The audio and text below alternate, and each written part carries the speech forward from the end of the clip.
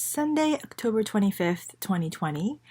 I think, so today's Sunday, Monday, Tuesday, Wednesday, Thursday, Friday. So 5 BC, so 5 days before chemo. It's the last little while since, I guess last Wednesday, so this past Wednesday, that there's a decision that was made not to start chemo this Friday, but next Friday. I have been thinking about all these things, all these days before chemo. And so it's 5 BC today. I didn't record an actual video, update video yesterday.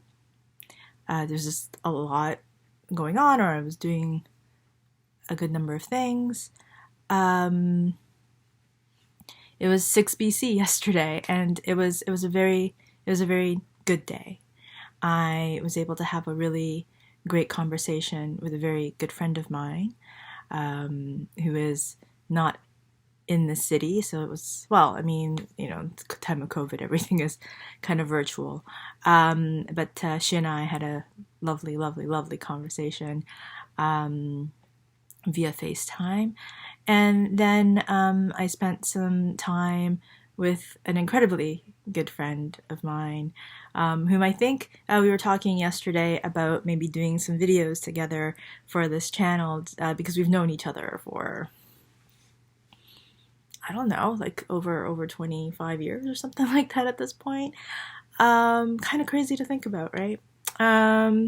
So she and I spent some time yesterday together, and that was really good.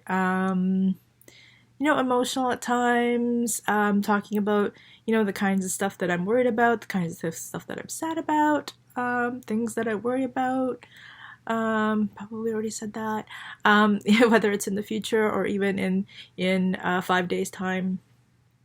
And just the imperfectness of our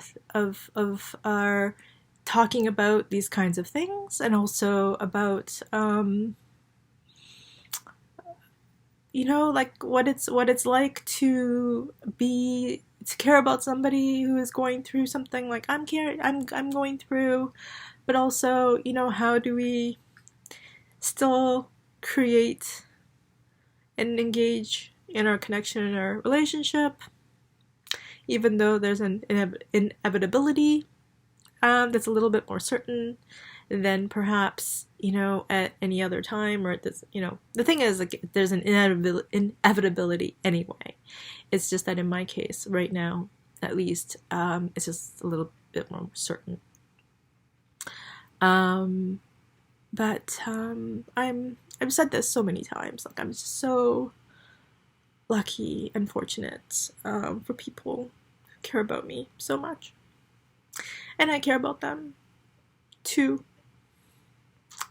And I think that I might have said it at another time, like, I wish that that I could have been a better friend, a better daughter, a better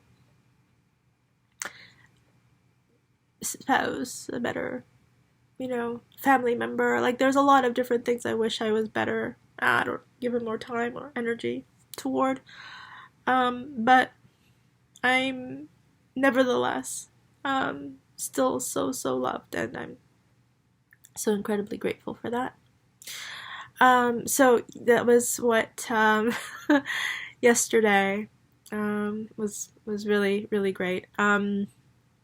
I think there's a few things I want to talk about. So Friday was also an incredibly wonderful day. I went to go see someone very special to me, who's been such another like incredible person throughout a long time in my life, and also especially now as things are happening.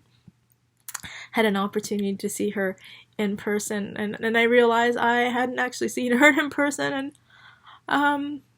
like almost a year, because of like COVID and all this kind of stuff. So it was so lovely to have had an opportunity to spend time with her, on Friday. Um, and even though it was supposed to be rainy weather or just kind of grayish sort of weather, there was actually like high winds and like tornado warnings close to Toronto on Friday. It just ended up being such an incredibly lovely, beautiful day. So when Joe picked me up from the visit, I know he had some work to do, but I convinced him to take some time for us to go for a drive, and just so it was so and it ended up being such a beautiful day. It was really, really nice. Um, if so at any given time, like if I'm out and doing something, and there's something, some kind of imagery that sort of captures my attention, I do take a picture of it, and I've been posting it on Instagram. And if you're interested in just seeing what I'm looking at on any given day, you can go to Mio Yokoi, MIOYOKOI. That is my Instagram handle. So that's something that if you're interested in seeing like what I'm looking at or thinking about on that particular day. So Friday was a wonderful day, and Saturday was a wonderful day. The thing that has been sort of on my mind from sort of like a worry perspective, as chemo treatments are set to start this Friday, are some of the side effects that I'm thinking a little bit more about or kind of reading more into. One of them is mouth sores. And I, through some reading, I understand that there are ways to minimize the impact of mouth sores, and one of them is cryotherapy, or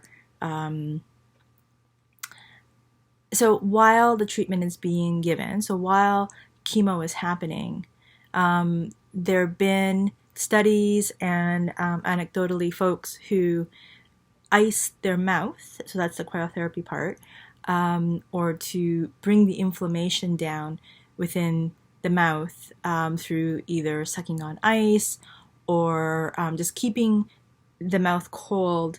That has helped to reduce either the severity or mouth sores because of the chemotherapy. And a cancer survivor has, in the States, has created something called Chemo Mouthpiece that I found online. And it's a bit pricey, and but I'm also thinking about it from the standpoint of these mouth sores sound awful. Like, apparently you don't want to talk, it's painful, you don't want to eat. So there's a lot of different and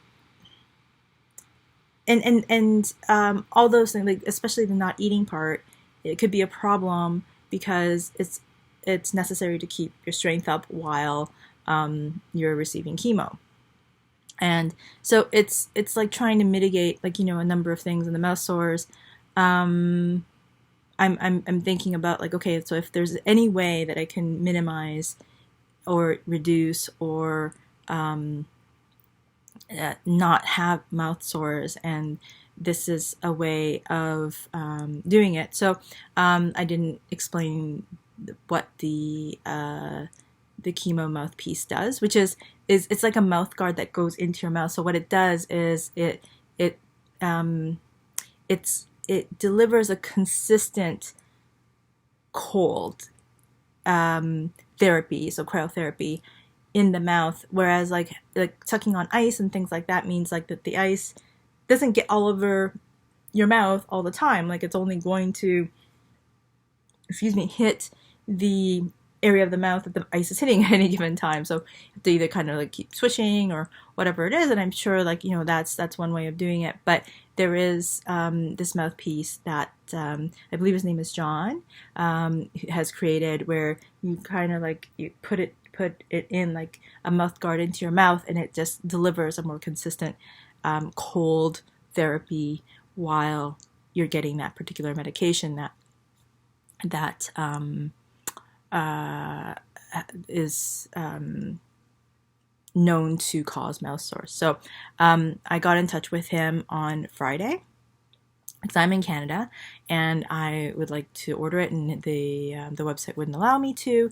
He said that he will get back to me on Monday to let me know how much it would be to send it here and all that kind of stuff. So I am hoping that I probably won't get it for the first round, which is next week, knowing postal service crap and like what's going on in the world with COVID and everything right now. Like, it's probably going to be some time before I get it, so I'm going to probably have to do the ice thing for the first or maybe even second round. But I'm hoping that it will help, because I'm worried. I'm worried about this particular side effect. I mean, the other side effects I'm worried about as well. There's the problem of potential neuropathy, which is that the tips of the fingers and the toes of the feet, there's numbness that can occur as a result of this particular chemotherapy treatment that I'm getting. And again, like, apparently cryotherapy can help with that. So I've gotten some things, I've ordered some things where I can ice my hands and ice my feet while I'm getting the chemo, and hopefully that will, again, minimize. I think at some point it's just, whatever I'm going to do, these things are going to be side effects that I'm going to end up experiencing, but just to do what I can to keep it at bay for as long as I can. So that's what I'm thinking about and hoping to do. And I'm just worried and scared about like how much these side effects will have an impact on me, because like right now there's still some discomfort from the tube that I've been talking about. The drainage tube that I've been talking about, there is some discomfort from that. But, for all intents and purposes, especially since I haven't been experiencing pain from it in the last little while, and I think that a good amount of the bile has drained, and I've been trying to keep hydrated, I've been feeling pretty good the last little while, like the last week or so. So I'm worried about like what it's going to be like for me once chemo starts. So that is, and I guess one of the other things that at some point I would like to be able to have conversations with somebody about, or to investigate in some ways, is to try to, what it means to try to keep myself as healthy as possible during chemo. Like what can I do to try to make the best of it, adjunct to the chemo itself. I asked a question of the oncologist that was seeing me on Wednesday, this past Wednesday, and she was just sort of like, you can just do what you. There really isn't anything that you can do. Like, this is how it is, or at least that's sort of the impression that I got from her. So that wasn't, that didn't feel promising for me. Like, I was asking about, like, if there was anything I could do to sort of mitigate, like, side effects and things like that. And she was just like, she didn't have any suggestion or anything like that. But then this, this cryotherapy stuff that I've been reading online, there have been studies that have been done. There are certain hospitals that actually encourage it. And it wasn't mentioned to me. So I thought that, like, that would have been helpful, just to be told, that there's been some minimal studies, like not a lot, but there's this simple thing that you can do that could potentially help these side effects. I mean, that would have been nice, right? But anyway, so with that said, I feel like there are probably other things that I might be able to do that can potentially help with the side effects. Right, so that's that. The other thing that happens BC is the end of the World Series. As if you've been following along, I've mostly been talking about what my experience is, but also about what's been going on with the baseball season this year. So we're now game 4. So yesterday, Saturday, I believe, was game 4 of the World Series. The Tampa Bay Rays versus the Los Angeles LA Dodgers. And baseball right now is in North America isn't the biggest sport. It's actually, I think, a lot of people that baseball is having difficulties being able to attract younger audiences and interest in younger folks because it could be a very long game. I think yesterday was like a 4-hour game. Like, I was so tired.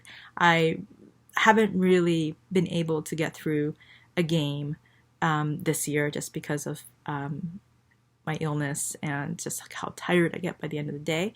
But what was happening yesterday, the game was so intense. Like, it was just going back and forth and back and forth and back and forth. But it is a slower game. There's 9 innings. There are pitching changes. There are like all these kinds of things that can happen. But that's what's beautiful about baseball. Sometimes it can be the most boring game. A lot of times, there isn't a whole lot remarkable that's going on. I think that's where, in sports like stats and like personalities and all that kind of stuff comes in. But then sometimes remarkable things happen. And yesterday, I believe game 4, the game that was on Saturday, October 24th, the World Series game, demonstrated the beauty and why baseball is an amazing game. It makes me emotional because I have been invested in baseball for a very long time. The love of baseball has been given to me or passed down to me by my father. And we used to watch baseball together. When the Toronto Blue Jays won the World Series for the first time, we walked, my parents and I, down Yonge Street when everyone came out to celebrate. So amazing. Just felt like everybody was together and we were all so happy. And just, those moments where it feels like, hey, like we're in this, like we're all celebrating, we're all happy together, It was really, really cool. But, as, and back then, maybe I didn't really understand more like the nuances and some of the intricacies about baseball. And I can go on, I think, about the amazingness of baseball all day long, really. But yesterday's game was the epitome of, one of the reasons why, the epitome of why baseball is an amazing game. Because unlike a lot of other sports, it can come down to the wire. It can come down to the last out, the bottom of the 9th. And a hero can emerge. The most unlikely of people can step up to the plate and make the difference. And it shows that, first of all, you have to play the game. Nothing ever happens if you don't play the game. And if you don't give yourself a chance, if you don't step up to the plate, and if you don't do it, if you don't play it with the intention to do the best that you can, then as Brett Phillips, I think his name is, he's a bench guy, hadn't played since like a month ago. He was the only guy left to step up to the plate. There were 2 men on base, 2 outs, and he was down to his last strike. And he stayed in it. And he swung. It fell into a gap. 1 run came in, and a comedy of errors that can happen. No one plays perfectly, and all of a sudden, this guy who was a bench guy who hadn't played in a month, who is a guy who seems to play baseball partly, I think, and a big part because of the love of the game. You could just tell. Made the difference. He was a hero, and he made history. He made World Series history, and that's why baseball is amazing. Because the guy who you'd never think ever could make a difference. There's superstars, there's the guys that can slug, there's the guys that can run real fast, there's all these kinds of people. But this one guy who has like a golly gee kind of a laugh or a smile, and once he realized that he had been the guy that made the difference in a win in a World Series game, he started running around the stadium, airplaning. Airplaning. And it was so cool, and it was so amazing. And I'm crying because I love baseball. I love those moments, but I'm also gonna miss these moments.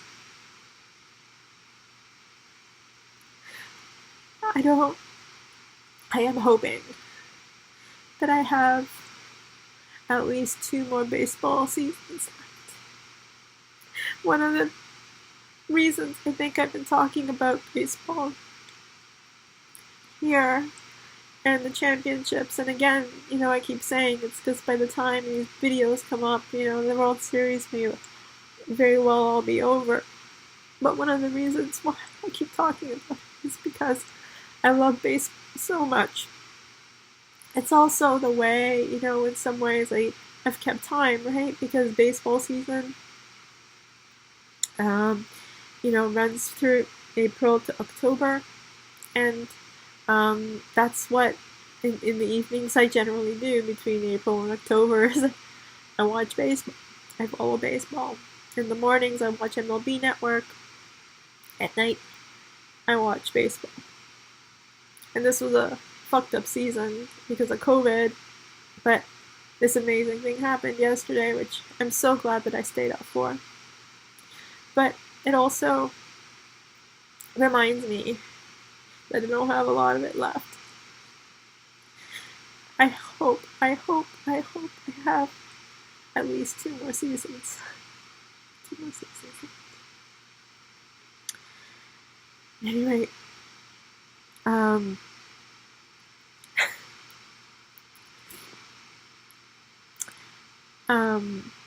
if you have an opportunity to watch the end of that particular game, because I'm sure it's going to be covered all over the place.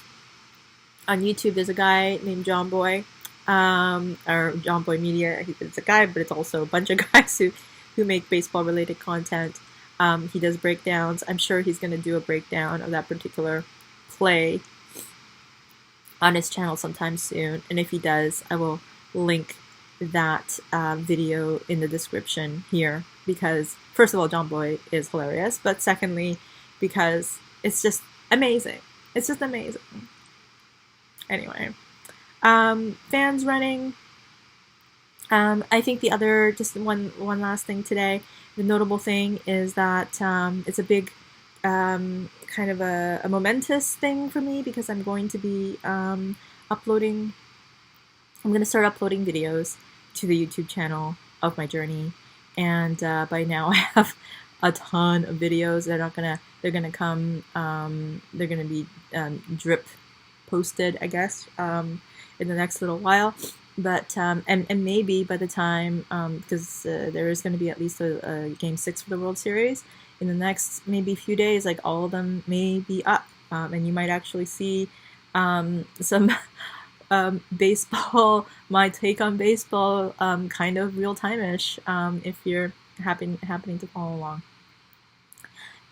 with all this in its entirety. Anyway, so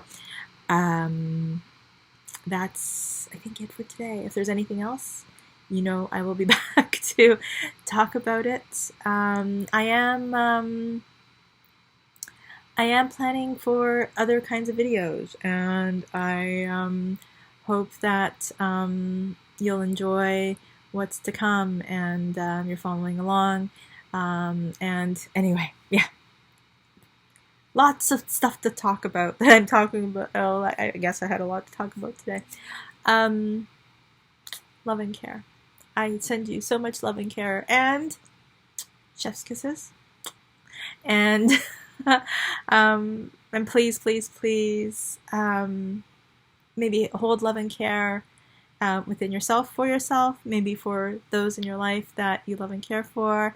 And if you'd love to send some my way as treatment, chemo starts for me in the next few days, 5 PC, so in 5 days time. But even now, I'll receive it anytime you wish to send love and care my way. I appreciate and will gladly accept. And thank you so much for joining me, and I will talk to you again real soon.